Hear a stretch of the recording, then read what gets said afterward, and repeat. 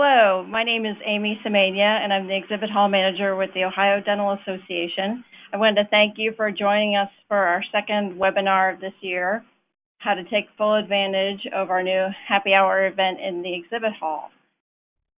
As Jefferson has said, we have invested time and resources into helping you have a successful event, and we hope this webinar will help you in that respect. Also, if you go onto our website, we have Exhibitor Resources, past webinars, and articles that you can refer to help you make the most out of your experience at our meeting.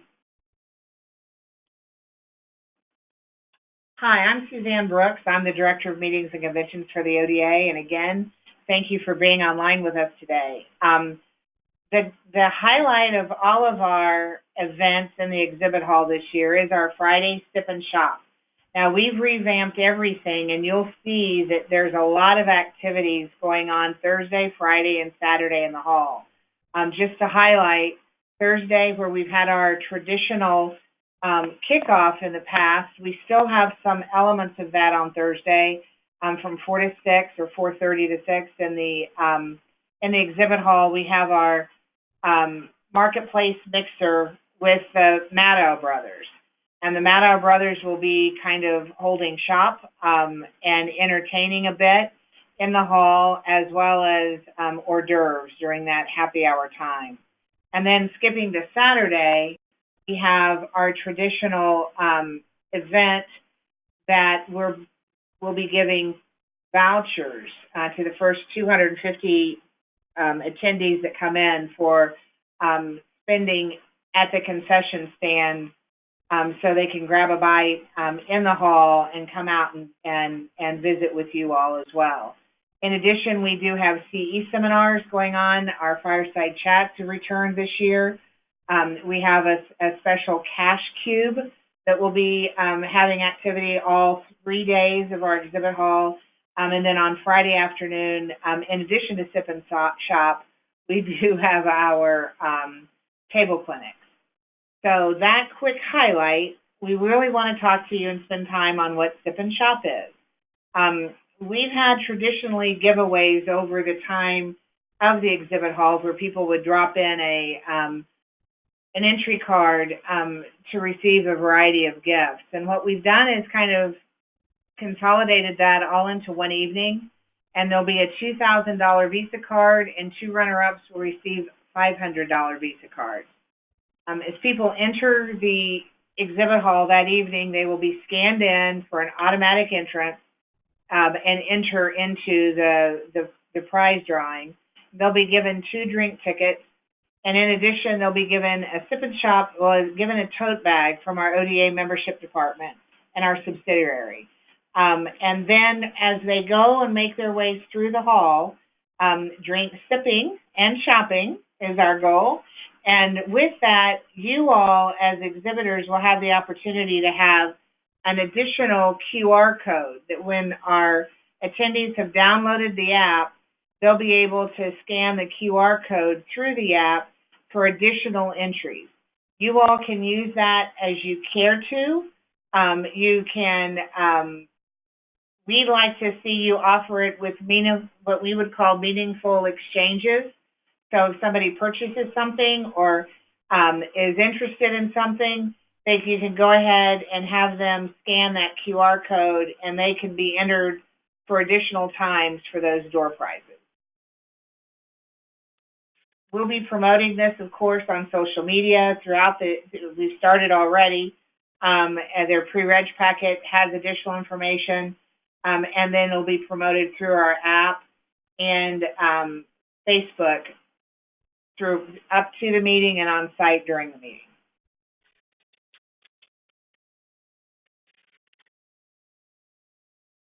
Jefferson, is there anything we should add?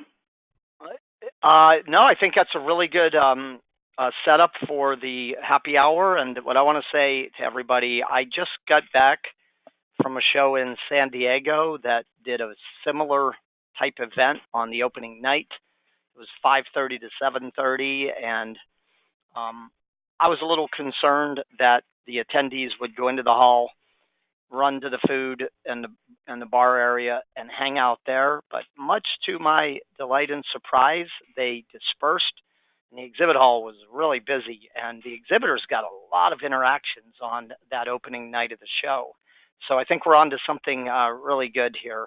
So what I want to do today, you've probably seen me around now for the last few years with the Ohio Dental Association.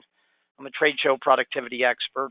What I want to do is talk a little bit about how you can take full advantage of this unique opportunity, because it is a little different than normal exhibiting hours on the day-to-day basis. So let's get started here. The first part is the agenda in terms of the attendees' reason for coming into the exhibit hall will be a little different than during their normal exhibiting hours. It'll tend to be more casual, more relaxed. People will be walking around getting light food, and they'll have beer, wine, or soda in their hands. It'll be a little more social than business, but that being said, that doesn't mean you cannot conduct business. It's really all about trying to feel out the attendees as they come near and into your space and trying to figure out where they're at. If they're seeing this as more social and their goal is to just kind of get the lay of the land and figure out where they want to go tomorrow, then you don't want to get too deep too fast, right? You want to keep it a little more social, a little more casual. And I'm going to give you some technique on how to do this in a moment. And they'll have a greater chance to win by getting their badge scanned more. So they automatically get one scan when they walk into the hall, but the more exhibitors they visit with, the more entries they'll have into the contest, and the door prizes are pretty substantial. So I think you're going to see a lot of action. Suzanne, for the QR code, I wasn't clear. Do exhibitors go download this? Is there somewhere where they download a scanner, or how does the QR code work? So two things. That it's not going to be scanned with the lead retrieval or the same scan that we use as they enter the room. It's simply a QR code that the attendee through the ODA annual session app will be able to scan themselves at the booth. Now, we will have this in two different ways. It'll be something that every exhibitor can download. We'll be sending information and have that sheet available through the ROI Center. But you'll also, when you check in back at the George Fern desk, if you can stop by the George Fern desk, they'll have copies. And we'll also try on Friday to have them delivered and put in the booths as well. This is something that if the exhibitor wants to display it, they certainly can, or they can kind of keep it under the desk to bring it out and let the attendee click on that barcode, scan that barcode themselves at their discretion. Okay, thank you, Suzanne. Yeah, that was important then. So it's not that you're scanning their badge, it's that they're scanning the QR code. So what you'll want to do as an exhibitor, obviously, you'll want to have the QR code available in your booth, but what you don't want to do is place it right on the perimeter of your booth, which would allow the attendees to do what we call hit and run. So you'll want to have it not on the perimeter, but toward the back part of your booth. And as Suzanne mentioned right out of the gate here, you may want to really only do the QR codes when you've had some form of a conversation. So we'll talk about that more. But I'm glad we discussed that, Suzanne, because that's a big distinction. It's a QR code in your booth that the attendee will use the mobile app to scan. Thanks for your clarification on that. So when, in business in general, right, at the end of the day, people buy from people, but it's important when you're in an event like this, which is going to lean more toward the social, out of the gate, kind of the icebreaker, to really focus on the human bond. If you don't know this person, take a few moments to meet them, learn a little bit more about them. Everybody's favorite topic in the world is themselves. So for us, it just means that our conversation and the questions we ask will lean more toward about them. And I'll get into that in a moment. But just remember this, I mean, if you've ever walked a trade show floor as an attendee wearing a badge, it can be an intimidating place to walk up and down the aisles, because a lot of exhibitors are sometimes over aggressive, and you've probably seen attendees where they have their badges either flipped upside down so you can't see them, or in some cases they're not supposed to do it, but they might, they're so intimidated they might even at times take it off, for a little bit. But just know that, try to put yourself in the shoes of an attendee and understand that walking a trade show floor can be intimidating. So there's some things you're going to want to do to reduce the intimidation factor. Also remember that for the most part, when people are making their buying decisions, the first buying decision is people. There's research that suggests whenever somebody makes a buying decision that is infrequent, meaning it's not a commodity per se, it's not like you're walking in the store and buying toothpaste, right? But it's an infrequent, it is a relatively medium or large size purchase. It's going to require a change of process, equipment, supplier, and it's going to affect other people. And that would include the staff, that would include the patients. Then there's fear, right? There's fear. And in the buying process, they've identified 5 major buying decisions. Number 1 is people. Number 2 is company. Number 3 is product. Number 4 is money issues. And number 5 is time to buy. People, company, product or service, money, time to buy. But those are the major buying decisions. And the challenge with trade shows is that the gravitational pull, when somebody walks up and into your exhibit and they look at your products, is you immediately start talking product. And it's almost like we're missing those first 2 decisions, which is the people, the company, and we jump straight to the product, right? So what I want everyone to focus on this happy hour event, Sip and Stroll, is to really practice on this making the human bond before you go for the business bond. Because as soon as the person gets comfortable with you, the odds of them staying around in your booth, the odds of them coming back on the next day or 2 are going to go way up. So make the human bond before you go for the business bond. And probably the best attitude that you could put yourself into is, because it's like a happy hour, a sip and stroll, is step out of your role as me salesperson, you buyer, right? And just step into the role like you're at a party and, act as if you're approaching and trying to make a new friend, right? And that way you'll lock down, the human bond. And remember, it's the first decision. They're going to ask, am I comfortable with you? Do I like you? Do I trust you? Do I believe you? Basically, are you the kind of person that I would want to do business with? It's the first buying decision. And sometimes people will make judgments about companies and products based on their interaction with an individual in the company. So that's pretty heavy information to hear there. You got to make sure you're people. So lighten up a little bit. Have some fun out there. It's happy hour. Make a friend. That's what we're talking about here, right? So let's talk about that.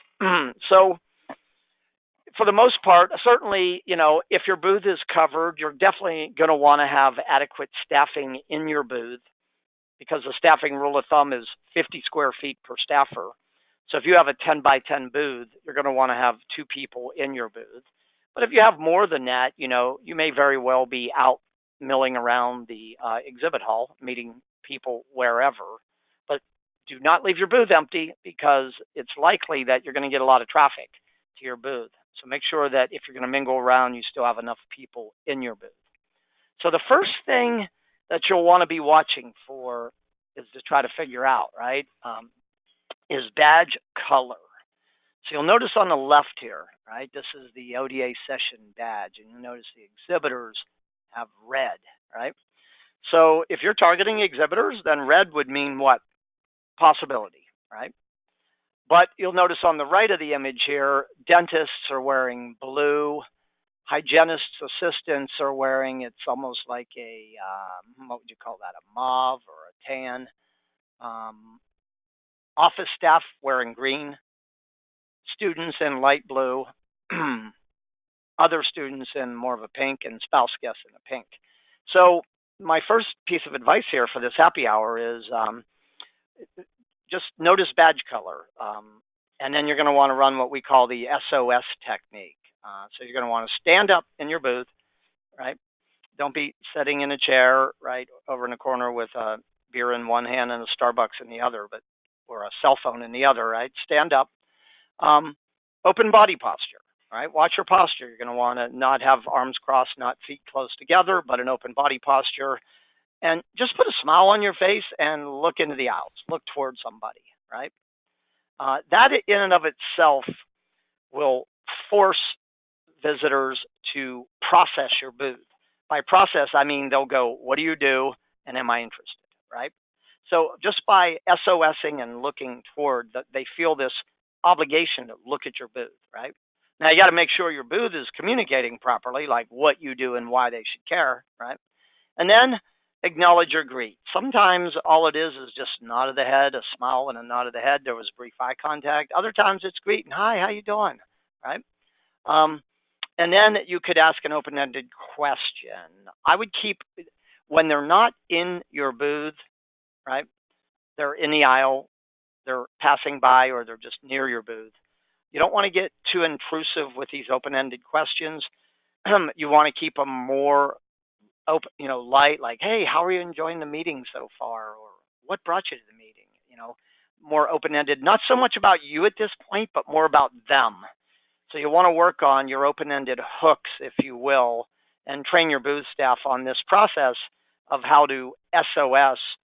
The end goal would be that each of your booth staff are standing face-to-face during the entire, sip and shop window talking to dental professionals. The opportunity will be there.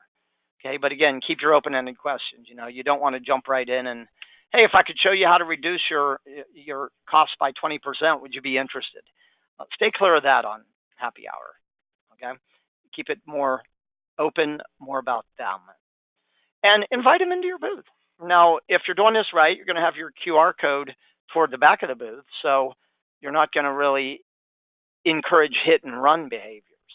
But inviting them into your booth, what I found is if I'm talking with someone in the aisle, as I'm talking with them, I'll gradually take a step backwards and another step, and they'll follow me right into the booth, right? So do it gradually, but get them into your booth, right? So that's what we call the SOS technique. Train your entire booth staff on it. Have them practice role play it before they get to the meeting. And when you get out there on the happy hour, practice this.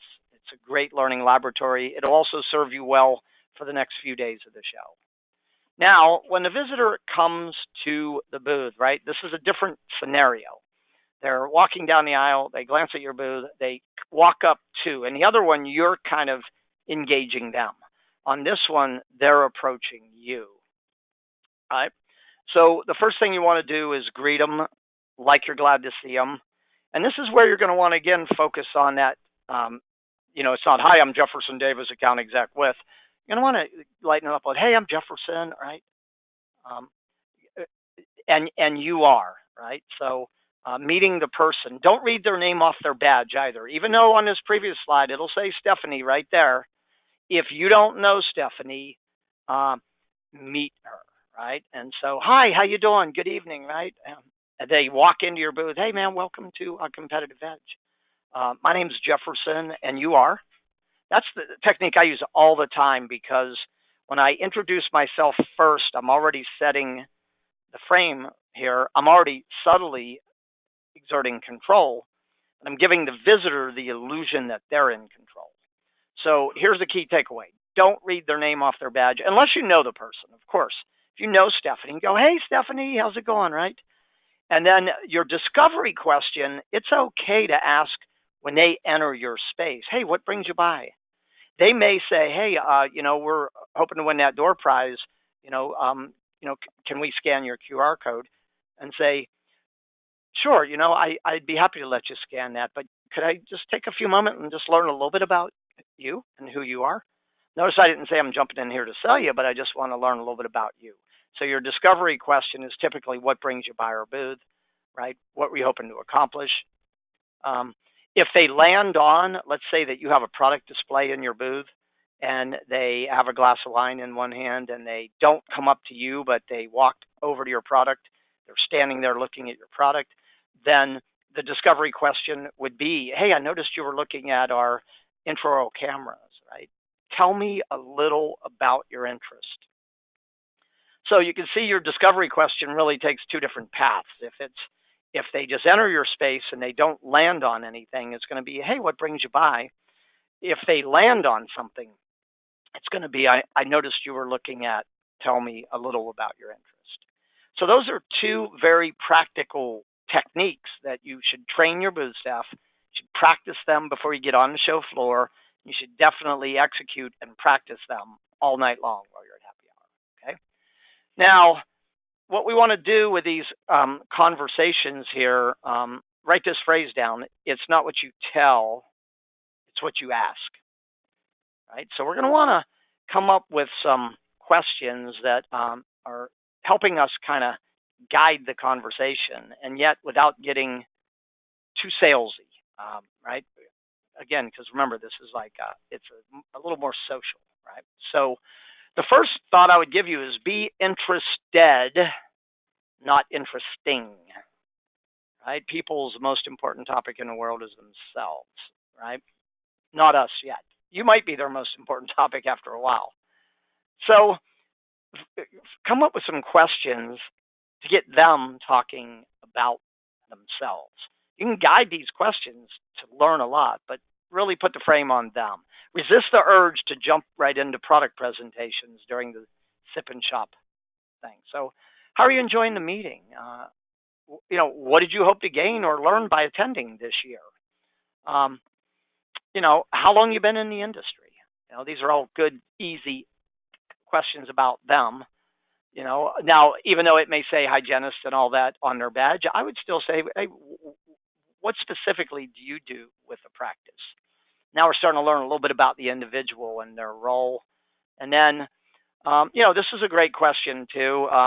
What do you like most about being a hygienist or an assistant or even a dentist? Another great question people love talking about. What surprised you the most, right? When you came out of college, you went to work. What surprised you the most about being a hygienist, assistant, and office manager? Again, very easy, open-ended questions, and yet you're learning things here. So these are not just random, and yet they don't feel intrusive. Here's a great one. What part of your job do you find most challenging? You could also flip it the other way, and what part of your job do you find most interesting? What part do you find most satisfying? Now, sometimes this is a great question because these last two questions, what surprised you and what part do you find most challenging or interesting, may begin to open up opportunities for what you do, so that we're getting a little deeper in the woods, and yet these are still great questions to be asking. Here's one of my favorites. If you had a magic wand, and could improve just one thing about your job or your practice or your patients or whatever, what would that be? And so you can see there's a really good list of questions here. What I would do is pick a few of these that feel right for you and practice asking these with your team. Practice your SOS to engage people from the aisles. Practice your welcoming, your 4 steps: greet, welcome, meet, discover, and then practice your questions. And again, it's unlikely you're going to ask all of these, but you can probably get 2 or 3 of these questions in during this part of the conversation. And now you're demonstrating interest in them. You're having a chance to demonstrate listening skills, which build rapport and trust, right? So these are some questions, easy icebreaker about them to open it up and get it going. Now, they may be in the mode if they've come to the show with at-show purchase intention, and it's very possible that you go deep in after that you move into a product presentation and you talk about capturing a lead or even writing an order if you have the kind of product or service that you can write orders. But for the most part, your end game during sip and shop night will be to try to get the right attendees, to come back to your booth for a deeper conversation during the show. So you're going to look for, some form of a value statement as to why giving you 5 to 7 minutes tomorrow or the next day is worth it, and getting an agreement or a commitment from the visitor to come back. So this would be an example of how I would do it, right? If I were in the booth, and I've learned a little bit, I'm talking to a hygienist. They're having some problems in terms of patient acceptance of treatment plans, right? And so I might say, hey, Susie, I've really enjoyed meeting you here, and since it's happy hour, I don't want to monopolize your time, right? It's a good way to kind of show that you're sensitive and you're paying attention. Say, but you know what? Based on what you told me about your job, or your practice challenges, I think it would be worth a few minutes of our time tomorrow or the next day to continue the conversation, right? And then and now this is a closed-ended question. This is a decision question. Say, hey, can I count on seeing you back tomorrow or the following day? And they go, yeah, of course, right? Now, carrying business cards will be helpful, right? I would definitely give them a card. But now that I think about it too, I don't think there's any harm or foul in saying, hey, would it be all right if I just scan your badge so in case we don't connect again during the show? Okay, and then at that point, you would feel like that was a meaningful interaction.